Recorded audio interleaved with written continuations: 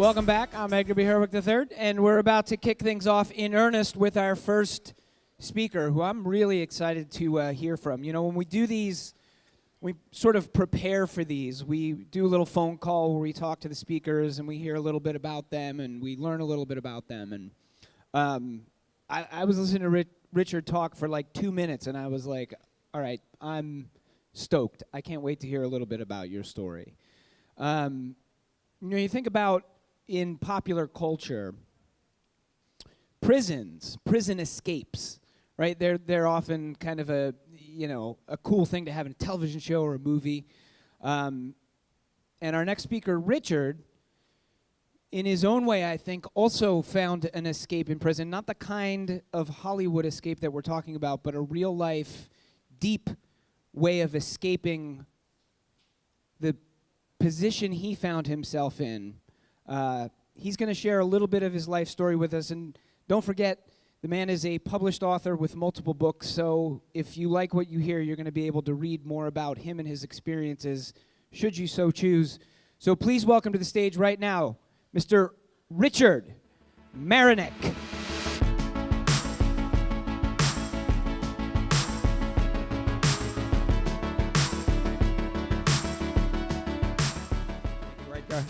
Is this thing working? Yep. Good evening, everyone. It's a pleasure to be here. I was telling Edgar earlier tonight, I've only met 2 people named Edgar in my life. This gentleman here, and the second one is this guy named Edgar Wright.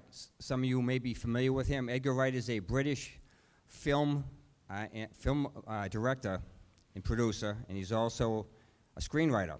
And this guy called me up out of the blue one day.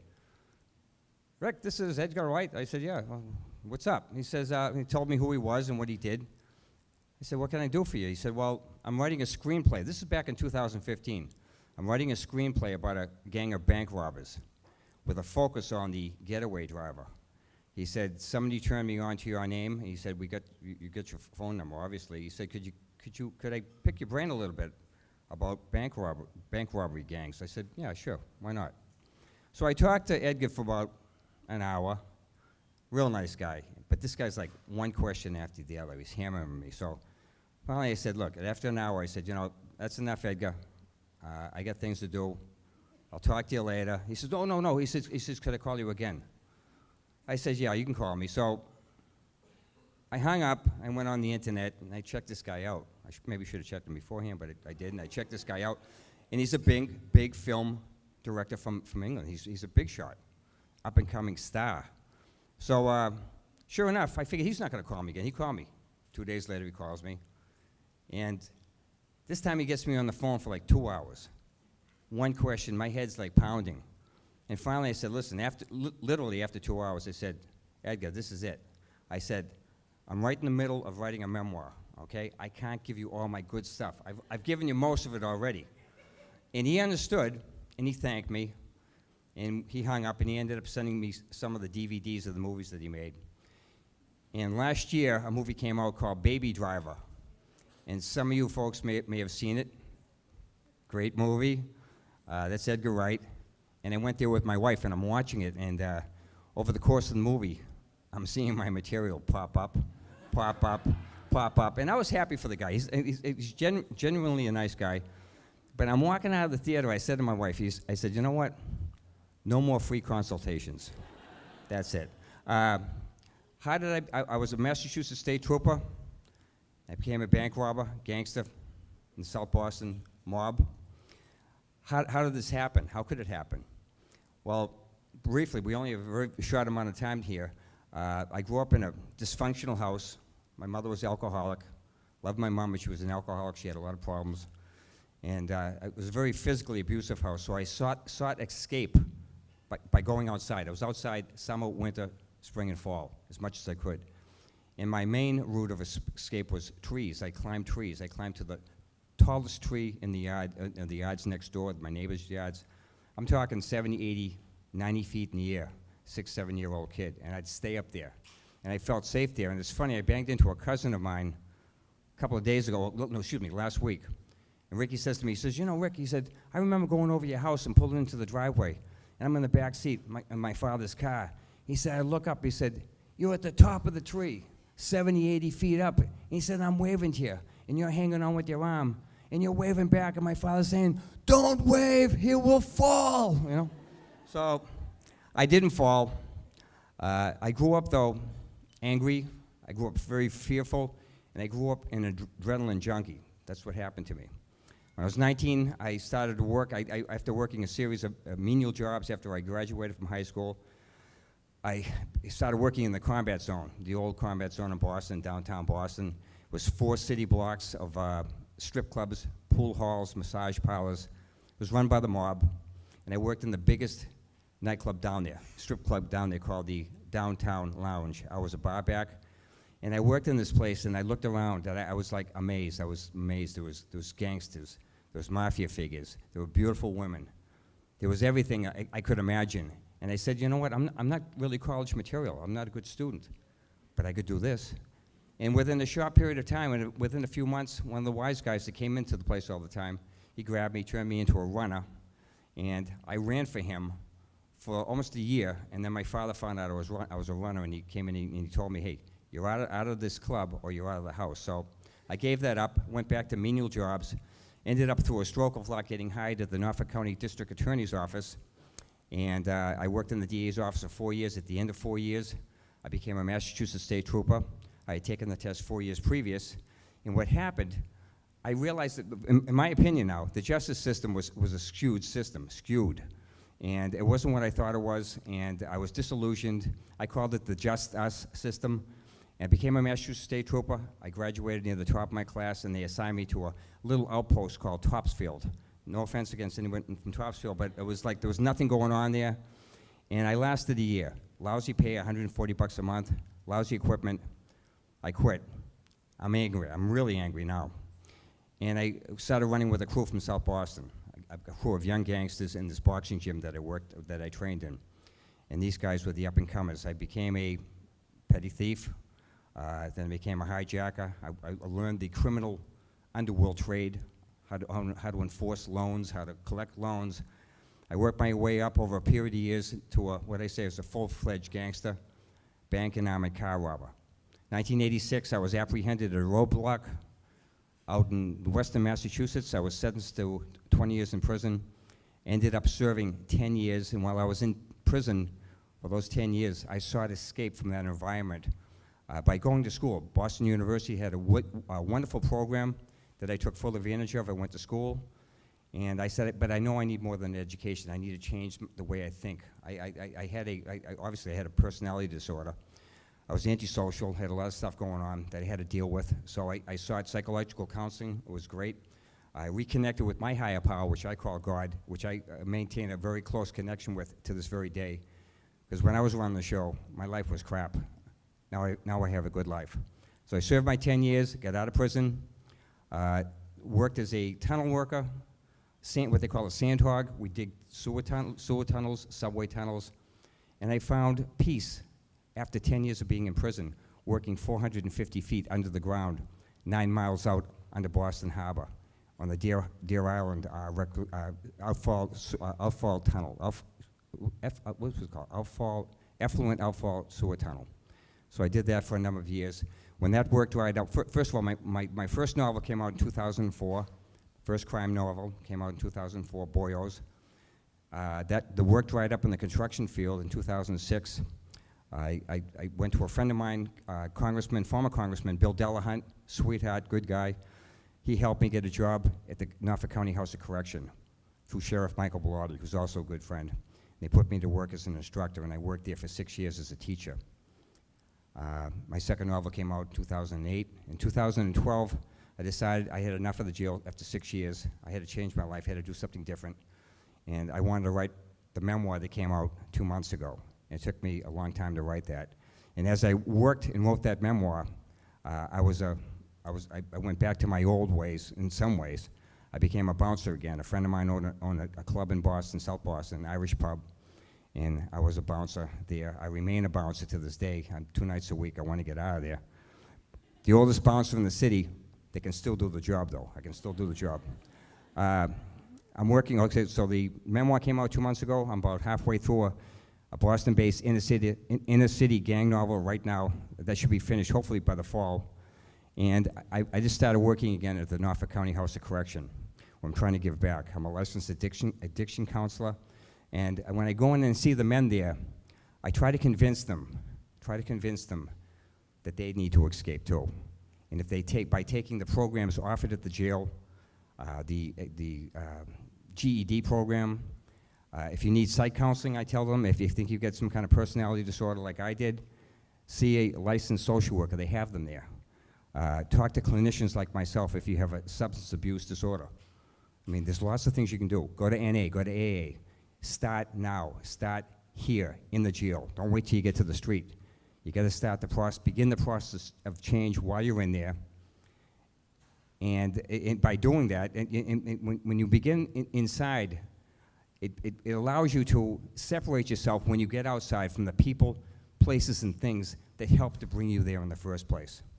And I tell them by doing that, once you get out, you can begin a new life. You've got a new life. I began that new life 22 years ago. My life is good today. I've got everything I ever dreamed of. I got a beautiful wife, nice house. I've got a career. I've got respect in the neighborhood again, most of the time. When it comes to snow shoveling, people get really uptight and salty, but for the most part, a lot of respect in the neighborhood. But my life is good, and I'm here tonight. It's unbelievable. I'm driving down Market Street tonight. I'm saying, look where I'm going, you know? 20 years ago, I'm sitting in a jail cell. So God's good, no complaints. I thank you for coming tonight, and that's what it is. So, not to, I mean, how did you do it? In some ways, I'm dead serious about that. You know, I think that you talk about these huge changes you made in your life. You talk about the fact that there were these sort of places for you to sort of put your energy into. But how did you make the decision to do that? How did you decide to go, you know what, I am going to change? Edgar, I think it's just a matter of, number one, survival. If I didn't change, I'll be dead or doing the rest of my life in prison. I knew that. There was no question about that. But the main thing is, I knew from the time I was addicted to cocaine back in the 80s. I forgot to mention that. That was a big one too. But I got off the cocaine in 1984. But I was still addicted to adrenaline, so it brought me back into that life. It's a real action life. But you know, I knew I had something better in me even then. But I said, well, I need more money. I need more money before I get out. And it didn't go that far. But it's just a matter of knowing that you're better than the circumstances that you find yourself in. And I tell the guys at the jail all the time, look around yourself. All the time I say, look around the jail. Look around where you are. And then I ask the guys, I say, is anyone not better than the circumstances that they find themselves in right now? And in 6 years of teaching, I've never seen one guy raise his hand. You know, they all know they're better than the circumstances they find themselves in. So that's it. So what are the things that stand in the way for more people? I mean, there's so many people who go into these systems and end up staying in lives of crime, staying in a life where they're addicted to things. What is the thing standing in the way for so many of these people? Requires a lot of work, you know, and you have to have a support system out in the street. You have to have your family behind you. You have to have people behind you, you know, clinicians, counselors, whatever. And a lot of people just don't give themselves a chance. They figure, well, I'm a criminal, and that's it. I just had my record sealed. I got a record like a long record. I just had it sealed about 6 months ago because I thought, what's the sense of sealing it? But you know what? There is a big sense to seal it. You know, I made a lot of sense to seal it eventually, but it took me almost 20 years to do it. You get these things in your head that you're beaten down, and a lot of people are beaten down, and they're afraid to make changes because it requires losing the associations, the people, places, and things that they're comfortable with. You have to give it all up and change everything in your life, and that's what it is. You know, one of the things that strikes me listening to you talk is I read a lot, I hear a lot of people talking about people in general, but in particular when it comes to men, sort of not having the language to be able to talk about some of the things that they're feeling, going through, that whether that's societal or whether that's biological, it's neither here nor there. The point is that men have a difficult time saying these things, expressing what they're feeling. I'm listening to you talk about things like your childhood with great facility to be able to look and say very simply, I was angry. I was in a dysfunctional home. My mother was an alcoholic. Is that something you've always had? Is that something you developed? How can more of us get to a place where I see you, especially men? Well, for me, it happened, I work with this wonderful lady named Marcia Carey. She's a licensed social worker, and another lady named Jean Fain while I was in prison. And after 5 years of once a week meeting with these ladies, the stuff came out, and I realized it was all right to talk about it. My mother died, she got sober when she was 22. When I was 22, and she remained sober till she died at 83. And we worked in the interim those years to correct that schism that had happened between us. So you just look at yourself. You have to examine yourself, and you have to look at every facet. And when you do, you realize you can change, man. But you have to recognize these things first. You just can't say they don't exist, because they do. All right, finally, what's the memoir called? Where do I get it? The memoir is called Resurrection. It's available on Amazon Books, and it's on Kindle too. And it's a good read. It's an honest book. People are really liking it, and it took me 5 years. It was very very hard to write it, and I said, when I write a novel, it's a lot easier than writing a memoir. I figured I could bang this thing out in a year. Forget it. 5 years. Author and consultant on Baby Driver, probably uncredited, Mr. Richard Marinek. Let's hear it for him. Thank you very much. I think I polled the audience earlier, but people have come in since then. How many folks out here have done one of these escape rooms? Escape rooms. All right, so some of you. How many have never done an escape room? Keep your hand up if you have no idea what an escape room is. A couple of you, that's fine. Well, our next speaker is the owner of a company that does a series of escape rooms right here in the Boston area. And he's going to tell us a little bit about what they are and what the life of the owner of an escape room company does. So please welcome Mr. Jason Loeb to the stage, owner of Boston Trapology.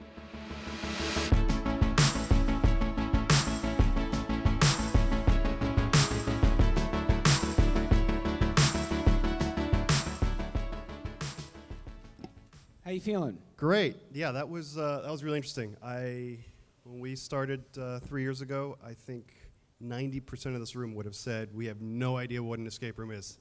So seeing almost half of you guys have heard of one or played one, that's pretty crazy. That's good for business, right? Yeah, I can't complain. So, Jason, this room's friendly. You don't want to escape this room, right? I mean, I think people generally seem ready to listen to you. Yeah, no, this is a nice, warm, cool environment. This is a really cool talk. I think you guys put Good. on. Well, I'm glad you're having a good time. So let's start at the start, because I think, as we said, about half the people here, it seems kind of either have done an escape room, kind of really understand what they are. But for those of us who don't, what the heck are these things? Yeah, that's a really good question. So escape rooms are relatively new, and what it is, it's a room where a team of people have to work together to solve a set of puzzles in order to complete a mission in a set period of time.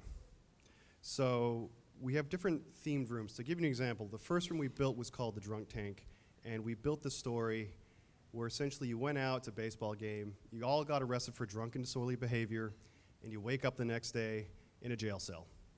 And things seem a bit off, so we give you 1 hour to try to figure out how to break out of jail. And there's a whole bunch of puzzles there, logical thinking type things, but there's something where everybody in that team gets to shine and contribute, and ultimately you guys want to get out and succeed from jail. And what happens if you don't get out in the hour? We'll bring you breakfast the next day. No, we've built our rooms to be quite challenging. So the Drunk Tank has a 17 to 20% success rate. So more often than not, groups are going to fail. With that said, people love the challenge. That's the one thing I have noticed. They like to be challenged. They like to try difficult things. Failing's not that miserable. We've never had a group that failed and said that was awful. They've always come out and said that we had a really good time. We were really close. So after that hour, we have a member of our team that'll go in and kind of explain the room to everybody so they all know exactly what happened, where they succeeded, where they failed, whose fault it was in the team. And Obviously the most important part, so that, Absolutely. yeah. So when you talk about, give me a little bit more of a sense of, I mean, I don't want you to obviously give away trade secrets, but when you say that you're problem solving, puzzle solving to sort of get out of this room, what do you mean? Like, walk me through. I walk into an actual room. Yes. And what kind of puzzles are we talking? What do I see? What are we talking about? You see a jail cell. We've built a jail cell. There's a bunk. There's a toilet that we pulled out of an actual jail. We've scrubbed it out. But, you know, it's crazy to see what people do. We have to explain to everybody that it's not actually hooked up to plumbing. Please do not use the toilet. It is not an active toilet. So everything looks the way it's supposed to. Everything feels the way it's supposed to. We try to create a really immersive set and a really immersive experience. And it's remarkable to see how many people actually forget it's a game after about 5 minutes. They get really sucked into it, and they start almost breaking things, which is alarming. So we've really learned to build things to be bulletproof. But yeah, you know, our puzzles are. It's hard to describe the puzzles. Yeah. You know, it's logical thinking type things, teamwork. It's very communication, teamwork heavy. Nobody's completed one of our rooms alone. You know, because it does emphasize that need to work together with other people, with friends, with family, with your coworkers, with perfect strangers. You guys do need to communicate, discover things in the room, come together, collaborate, and ultimately solve the problems that you come across. How did you end up doing this? Like, how did you end up building escape rooms in the middle of Boston? How does that happen? It's a very strange story, I guess. Great. Who wants to hear a strange story? I do. My background is finance, accounting, and Oh, the classic finance accounting escape room pipeline. Yeah, How many times have we heard this one? You know what I'm saying? I went to college. I was told I had the perfect personality for that. You belong in a cubicle, sir. Yeah. So I quickly discovered that wasn't going to be for me. And I ended up being dragged by a friend. It was his birthday. He says, there's this thing I heard about. It's called an escape room. Let's go check it out. Sounds like a lot of fun. And he's explaining it to me, and I said, that honestly sounds like the stupidest thing I've ever heard in my life. I have no interest in going. You guys go have fun. And he says, no. It's my birthday. We're going to go. We're going to have a good time. You're going to be there. All right, Mom. So we all go there, and we're locked up in this room, and we had an amazing time. We failed miserably. We weren't even close to getting out. But there's 9 of us, and we left that place. Did you say 9? 9 of us. 9 of you in a room. 9 of us locked up in a room. They had to let us out after the hour and shame us. And then we sat in a bar, and we argued and argued and argued for 2 hours after that. Sounds like a great time. Sounds like Thanksgiving. Yeah. And we left that bar, and it was just such a unique experience. It was so different from the way we had interacted and spent time together as friends that we left that bar thinking, we got to go find another one to play. And at the time, that was the only game in town.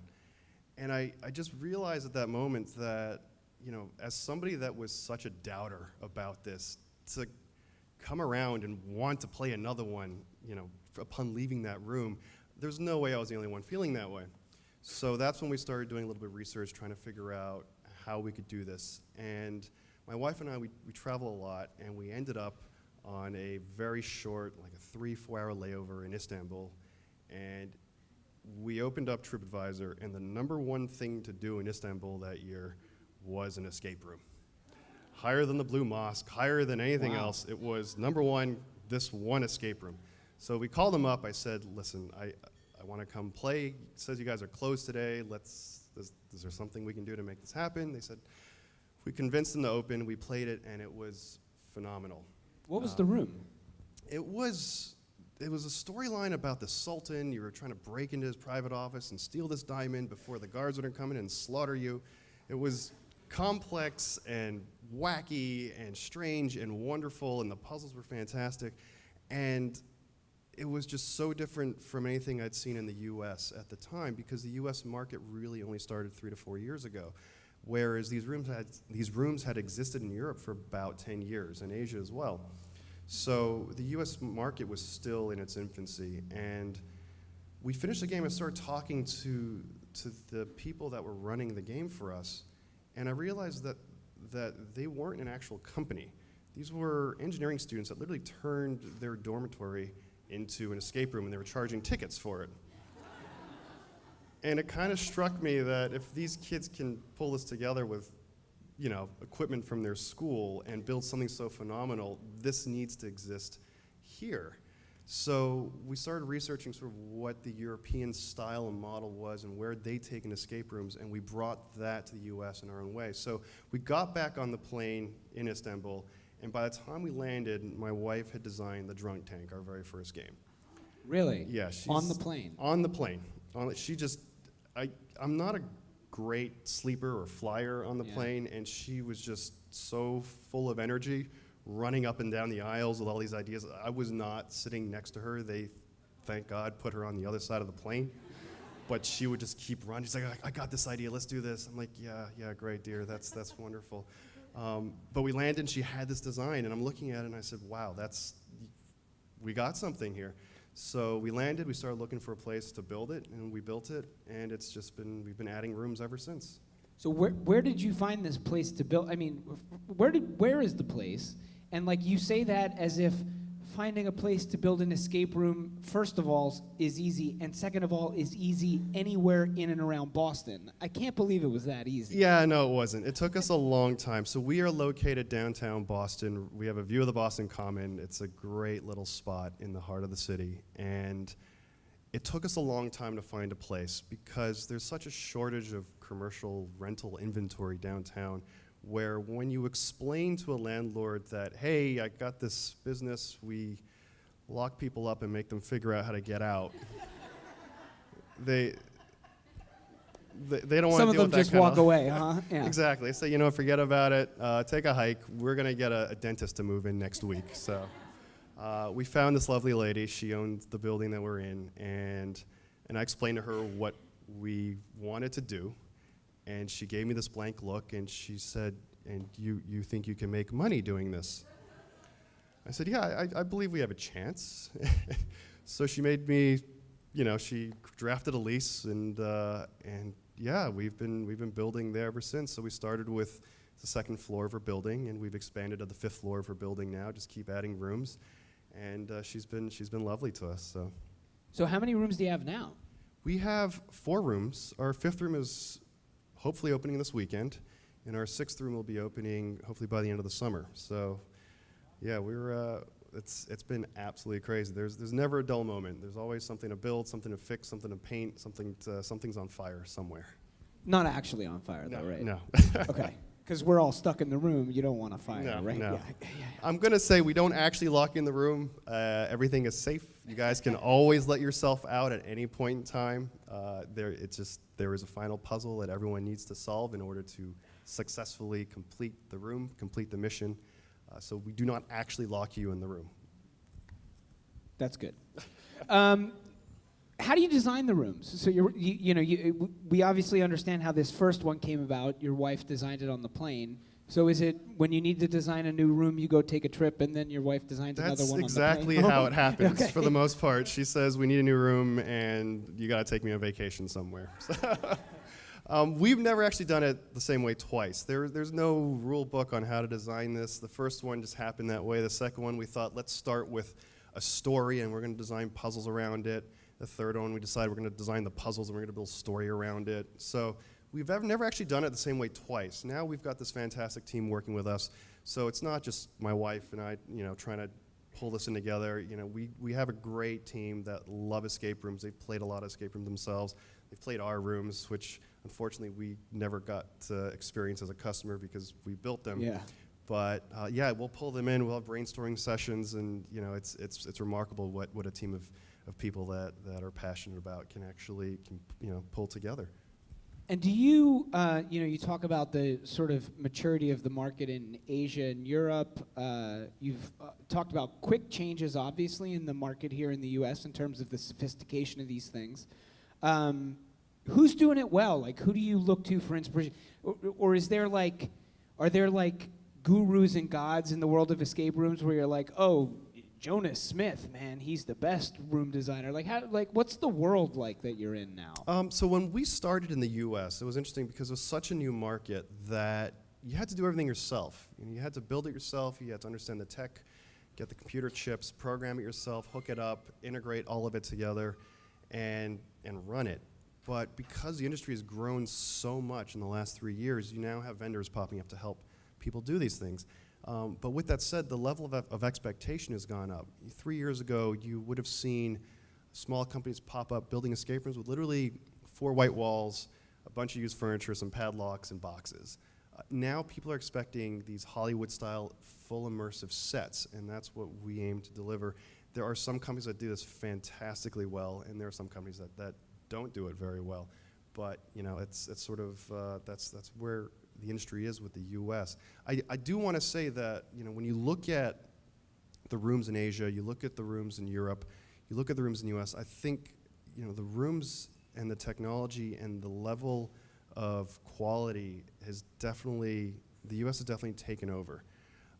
We were the last country really to come to market with this, but I think just the attitude here, and everyone's trying to push each other to go further and get more tech and get more advanced and create a more immersive experience, that it's really just pushed this industry here, particularly in the U.S., far beyond the origins in Budapest or Japan.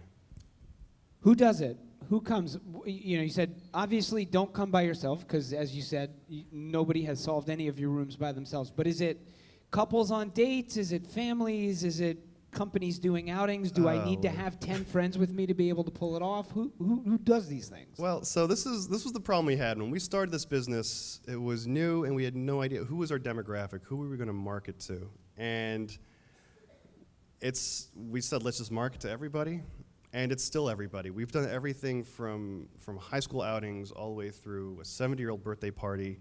A large percentage of our customers are corporates. We have a lot of companies where we're part of their new hire onboarding process, where they'll bring their new hires to us to bond and try something new as a team. So it's honestly something. It's one of the few things where I can say there's something for everybody. The best ones, I think, are usually during the holidays when families come in, because I see parents come in, or grandparents come in and say, I was looking for something to try to keep everybody interested and have some fun, because usually the kids are on their phone, bored out of their minds. They don't want to be hanging out with grandpa. It's not cool anymore, but it's one thing where once everybody gets in there, they honestly start to forget it's a game. They get so immersed and involved in it. Everyone gets involved, and they have a really good time. So it's really awesome. So if I'm interested in doing this, how does it work? If it's a 5-person room, do I need to find 4 of my friends and we all come and buy tickets? Can I come just with one other person? Yeah, you can buy a ticket for yourself. You can buy a ticket for yourself and a friend. You can join strangers. So we have our tickets posted online, and we tell people it's like buying movie tickets. We have set times where we're running these games. So you can go online and buy tickets for those times. If you want to play it by yourself with a specific group of friends, you just buy all the tickets to that slot, and nobody else will join you. If you want to meet some people, you can just buy a couple of tickets and see who else might join your session and make some new friends. What's the future? 25 different rooms in this building, and then you buy it from your landlord? Like, what's the future for you? What's the future for escape rooms? I think the future is more immersion. So up to this point, we haven't had actors in our rooms. And it's gotten to the point now. Ooh, you're going to go there, huh? Yeah, we're going there. So we actually threw a really fun event called Keep Your Garter Up. And we had put on a 3-hour puzzle event for people where we hosted a fake wedding, and there was all this drama around it. So you basically had to solve what was going on. And it was, I think we had like a dozen actors, we had bands, we had performers, we had break dancers. We had a Chinese line dance team show up for something. It was absolutely insane, but it was actor driven, where people had to run around, solve puzzles, and interact with these actors to try to get information out of them at the same time and solve this mystery of what was happening, and people absolutely love that event. So we're definitely looking at putting on another one of these. And I think that's kind of the future, is not just these rooms, but helping to create a higher level of immersion with actors. What's the appeal? What is it about this moment right now, the last few years in the U.S., that is making this kind of an experience sort of explode in popularity? I think it's a few things. I think on one level, the culture is changing, where I think a lot of people are looking not to spend as much money on tangible items. They're looking to spend money on experiences where they get to spend time with friends or family or coworkers outside of the normal realm, the normal environment. You know, it is 1 hour where you're not allowed to use your phone. You're completely disconnected. You're forced to interact with the people around you, and it's something, you know, that really helps people escape from the norm, and it's a lot of fun. Let's hear it for him. Wait. Sorry. Where do I get information about this? I'm like hooked now. Yeah, check us out. How do I find out? We have a website, TrapologyBoston.com. We list all the rooms we have there. You can read a little bit about what we do. You know, we have some fun side projects every once in a while. We did a really fun viral video with Chris Evans that plays Captain America. I was going to say Captain America, Chris Yeah. Evans, Massachusetts he resident. Chris came Evans. Was out he from Lincoln or and- something like that? Yeah. Something like that. Yeah, something like that. But him and the organization he was with wanted us to build them an escape room and put people through it that weren't aware they were playing an escape room. So he game mastered and ran that game that we had built for them, and that was a lot of fun. So Okay, let's hear it for Jason Loeb, everybody. thank you so much. Perhaps maybe I'm right, maybe I'm wrong, but I think our next speaker, Lisa, is going to say I'm right, that you can physically escape however you want, but the real escape you're looking for is that mental, emotional, psychological, true, mystical kind of escaping. She is an author, as you can see here. We've got a copy of her book. If she doesn't talk about her book, I will ask her about her book at the end of the talk, because I want to know more about it. And she's going to kind of walk us through a little bit about how maybe in our day-to-day lives we can learn to find some very important escape on our own. So please, welcome to the stage with a big round of applause, Lisa Lutan.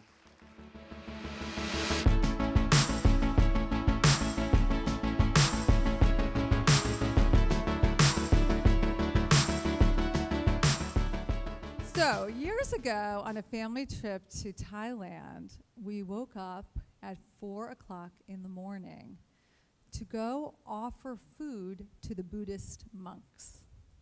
They would only come down once a day, and when they did, they marched so peacefully and serenely in their orange robes that I whispered to my husband, maybe I should become a Buddhist monk. It seemed like a really great idea at the time, but very quickly, my little fantasy got shattered, because right before my eyes was a giant sign with all the rules you had to follow to become a Buddhist monk. No lying, no stealing, no drugs, no alcohol, no sex, and then the biggest one of all, no planning. What? No planning? I guess I can't become a Buddhist monk after all. So we still joke about this one today, many years later, because you see, planning was my thing. I was a good planner. Actually, I was a really, really good planner. Even though by profession, I'm a health and lifestyle coach, and for many years before this, I was a tech entrepreneur, my true secret hobby or passion or whatever you want to call it was planning. And I would plan these amazing things in my mind, gatherings and parties and events. I'd drive my family crazy because after I planned them, I would then make them happen and check each box as I completed them. This was my high. I loved it. I actually thought I was a creative genius. So you can imagine my confusion when something that I thought was a really good thing was up there, right, with no drugs and alcohol. This got me thinking a lot. Was planning just another form of escape?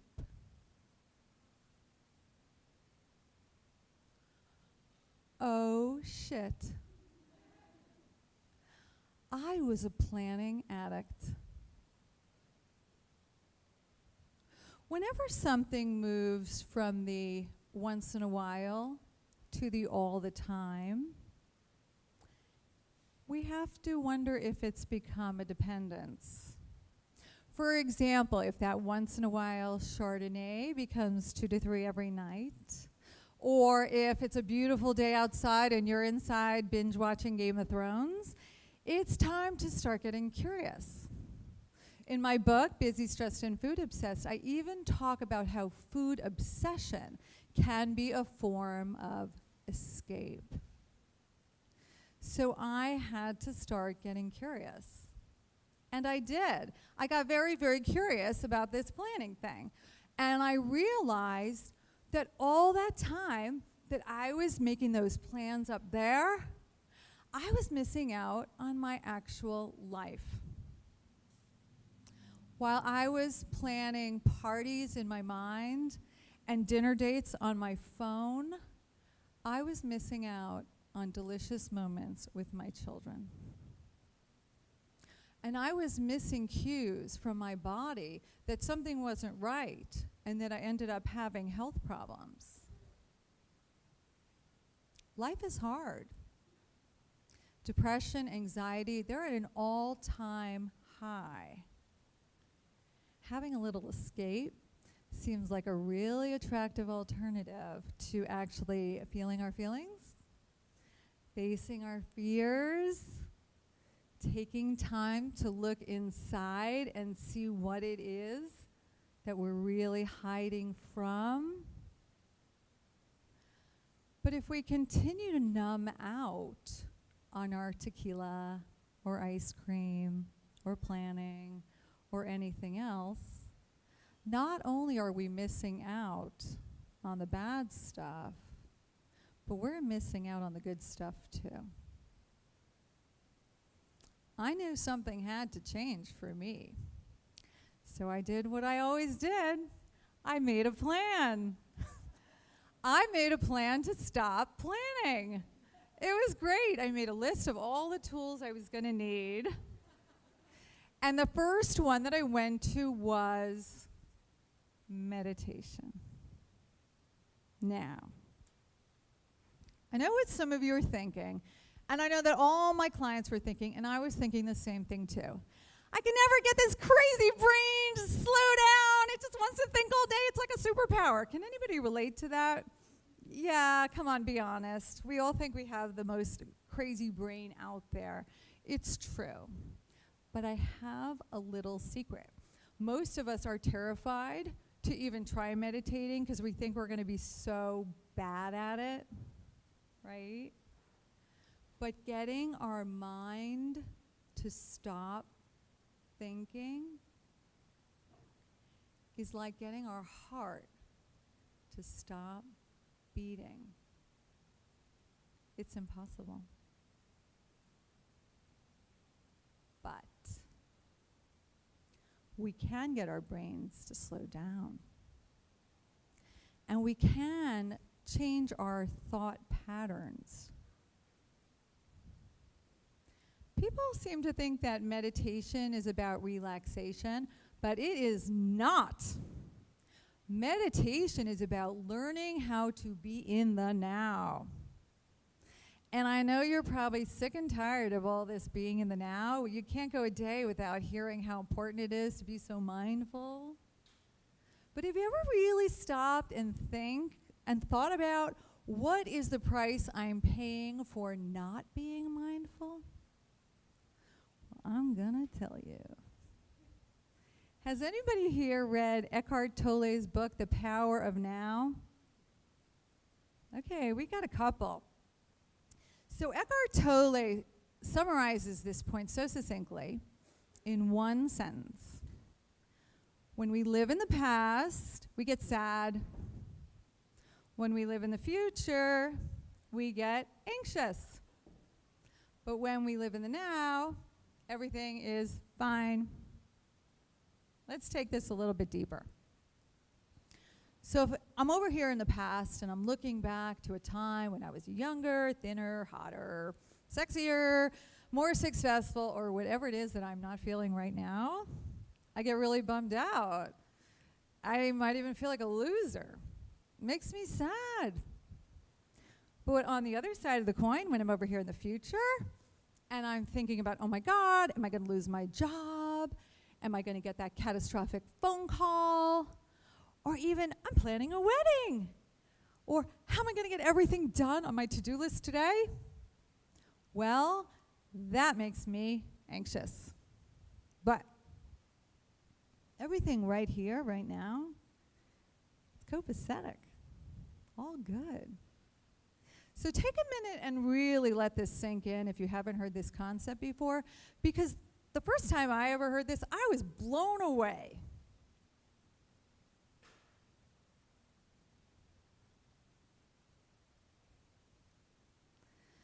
So I realized all that time that I was planning, I was over here in the future. And it was making me anxious. And in turn, it made me want to escape more. So I would go up into the stratosphere more, which would make me more anxious, and the cycle would continue. When I first started meditating, it was hard. Just kidding, it's still hard. We all know that. But there are very few tools out there that can make us somewhat happy and sane and healthy in this crazy 24/7 world that we're living in. And now they're showing that meditation actually increases the serotonin levels in our brains. You get a natural high, and it's way more healthy than a martini. So we're going to do a little experiment. I'd like you to close your eyes for a moment. And ask yourself first, where do I go when I escape? Is it drugs, alcohol, food, technology, planning, something else? And what am I escaping from? And what is the price that I'm paying for this?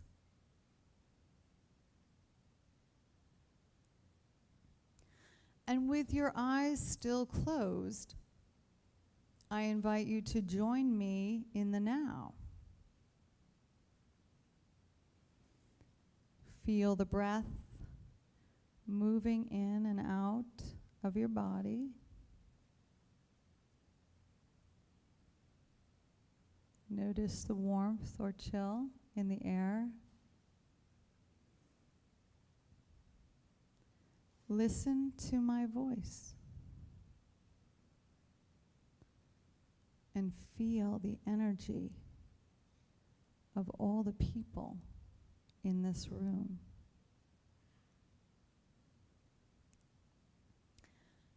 And I'd like you to open your eyes and in silence take a look around the room at all these beautiful people.